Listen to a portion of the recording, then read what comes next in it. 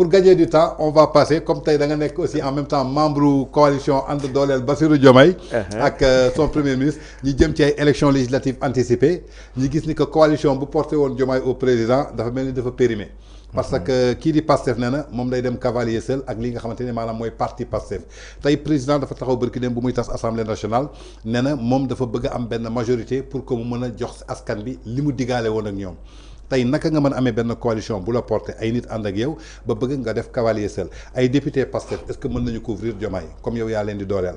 alors man maa leen dooleel. yaa ngi mouvement ànd dooleel Bassirou Diomaye ak PR. rafet na alors mais d'abord je tiens à préciser que aucun Sénégalais qu'il soit du secteur médiatique ou bien du secteur de l'enseignement ou bien des porteurs de voix pour ainsi dire n'a le droit de nous empêcher de faire la reddition des comptes. Sénégalais yëpp leen ciy jàppale. Ça veut dire quoi?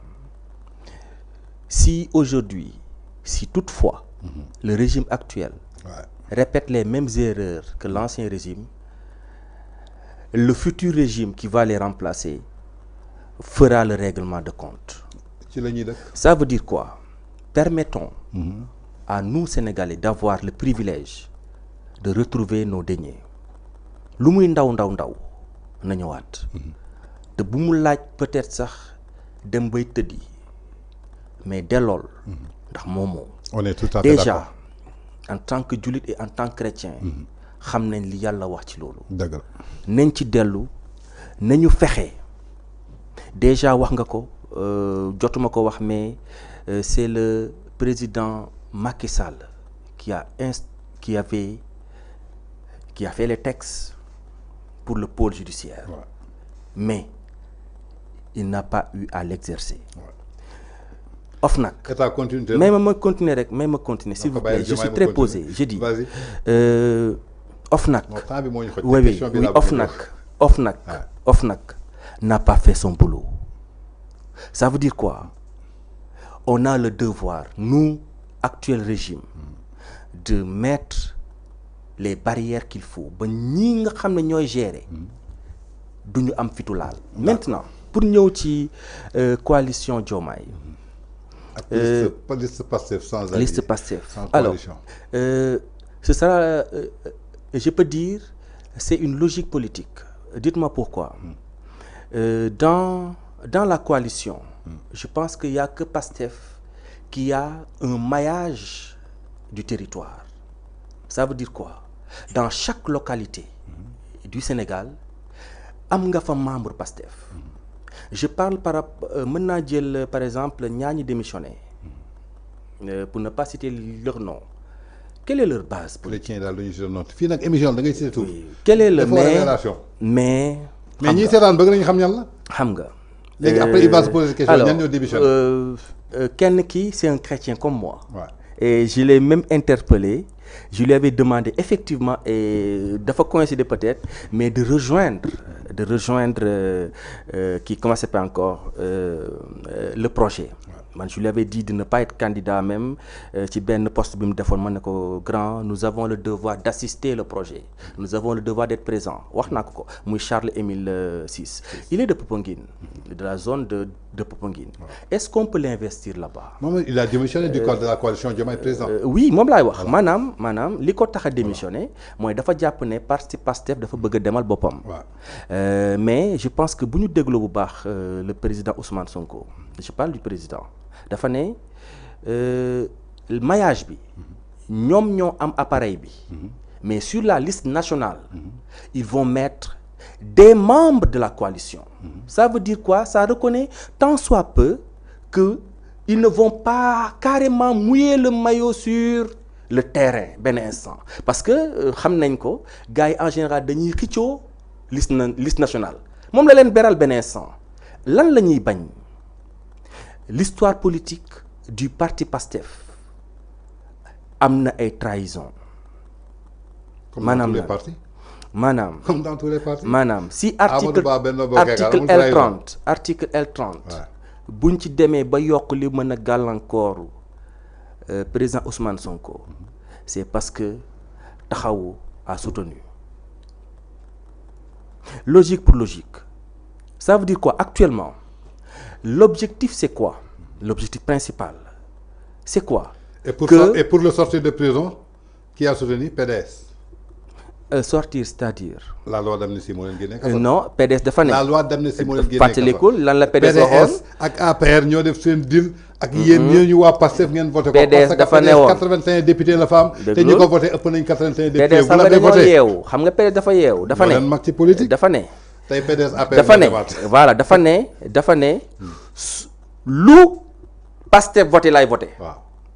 Et nous on n'a pas voté pour vous avez voté pour l'amnistie. Vous avez voté. Désolé mon grand. yeneen voix yi fu mu jógee. Désolé mon grand. yeneen voix yi fu mu jógee. mais taxawu va voir taxawu. Khalifa daf leen trahir. va voir taxawu. non Khalifa daf leen trahir. va voir taxawu. non Khalifa daf leen trahir. ñaata voix la. ah ñaata voix la. voix. alors donc ça veut dire quoi? Alors ça veut dire quoi? APR 81 voix la am te 81 députés APR yëpp nekkuñu fa woon yeneen députés yi fu ñu jógee yéen nag bàyyi leen ndax Sénégalais yi. non. On n'a jamais abrogé ça viendra. Déjà, on est en train de tout faire pour une nouvelle assemblée. Inch'Allah. Avec une spécialité du parti Pastef. D'accord. Madame, lan lay wax spécialité dafa ne. C'est la base bi ci boppam. Il nous reste 8 minutes. OK, base bi ñoom ñoo choisir. Les coordinations au niveau des départements, etc. Madame, ce n'est pas une liste qui a été faite à la tête. C'est une liste qui va remonter. Ça veut dire quoi? C'est la base qui aura à choisir. S'il y a des points de divergence, s'il y a des points de convergence, et maintenant, après, le parti va statuer. Ça veut dire quoi? On a envie d'avoir un nouveau type de député.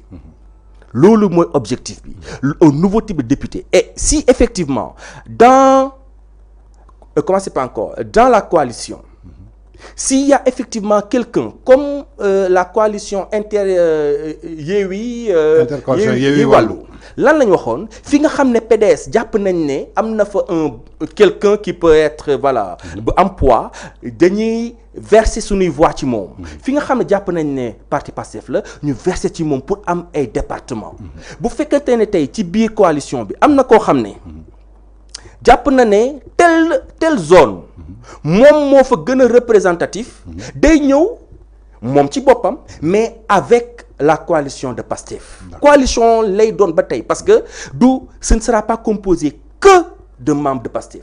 Et bu ñu demee ba beral leen loxowu liste nationale nga xam ne en général tu es quasi sûr de passer.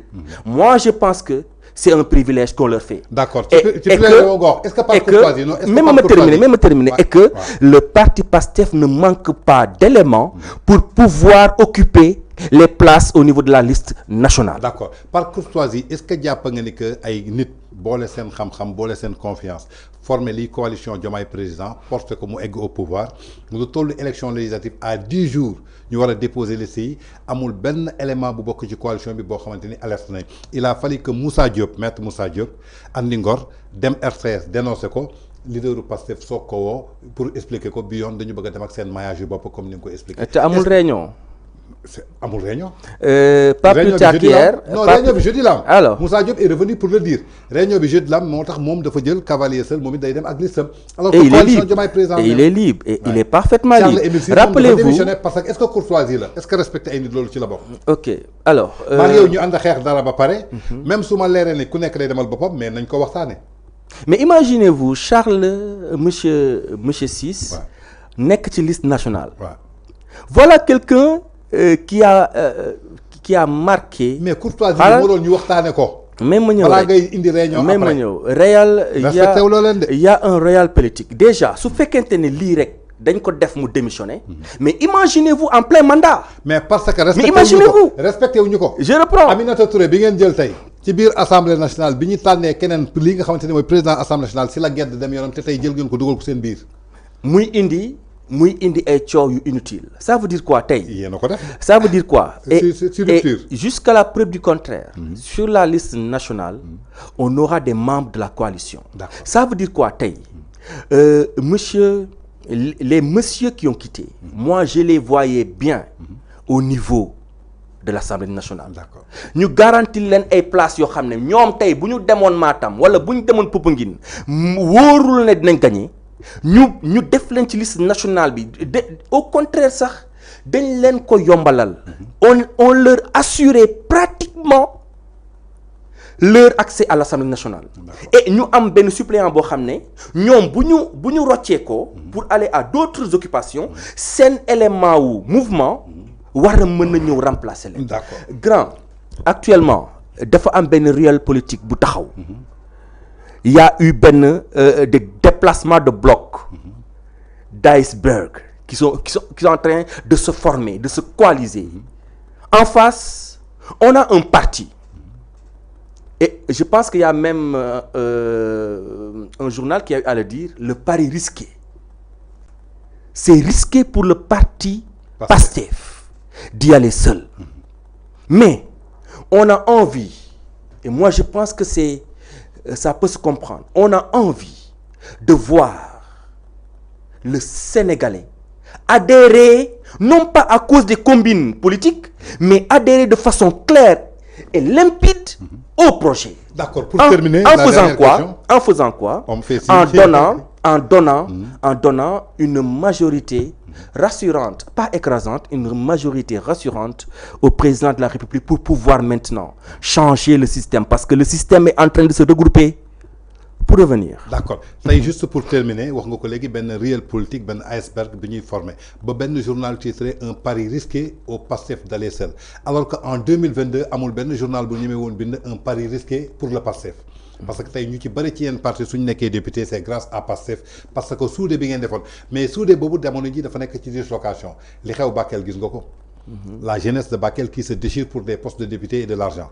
li xew Fatick gis nga ko li xew Saint-Louis barki démb gis nga ko démb tu as vu la JPS muy jeunesse patriote du Sénégal bu Grand Yoff qui sont en train d'accuser Abass Fall. Est-ce que yéen waa HLM commencé gu leen xeex? Alors ça veut dire que il y a de l'intérêt. Ça veut dire quoi? Mais soudé bi newoon léegi dañu gis xeex parce que kenn mësul gis ñu xeex. kenn su ne xaw ñëpp topp ko. kenn su ne waaw ñëpp ñu ne ko waaw. kenn su ne déet ñu ne ko déet léegi y a des gens qui refusent. boo fàttali ko 2022 effectivement. président Ousmane Sonko defoon na benn vidéo. lii mosoo gis PASTEF en 2022. defoon na si. Saint-Louis si gars yi. non mais xoolal ba mu leen di ne jëf yi ngeen di jëf day méngoo ak ñi ñu fi bëgg a jëlee. mooy lan xëccoo bi ngeen di xëccoo. Ça veut dire quoi? Il permet l'expression politique. Chacun a le droit d'exprimer son ambition de servir le pays. Non mais dañu gis séddoo bi ci ministère yi. Ça veut dire quoi? dañu gis séddoo bi yow la yaa jotagul sa wàll. xaw ma c'est pas l'objectif. Ce n'est pas l'objectif. Gis nga gars yi moom dañuy menacer ci plateau yi ñu xëy je dis non ce serait vraiment dommage. Mais je dis actuellement. C'est la vitalité politique qui est en train de se manifester. Et moi, je pense que on saura dépasser ce cap. Et ça veut dire quoi? Au lieu que ça soit au niveau supérieur, liste bi ñëw permettre nañ base bi. Et moi, je pense à saluer. C'est pratiquement ay primaires au niveau local. Mais quand le choix sera fait, suivant des critères, suivant tout ce qu'il faut, moi, je pense que le regroupement se fera. Parce qu'effectivement, si on ne se regroupe pas, il y a de fortes chances qu'il y ait des surprises. Et moi, je sais que notre devoir, c'est de chercher ce qui peut nous unir et non pas ce qui va nous désunir.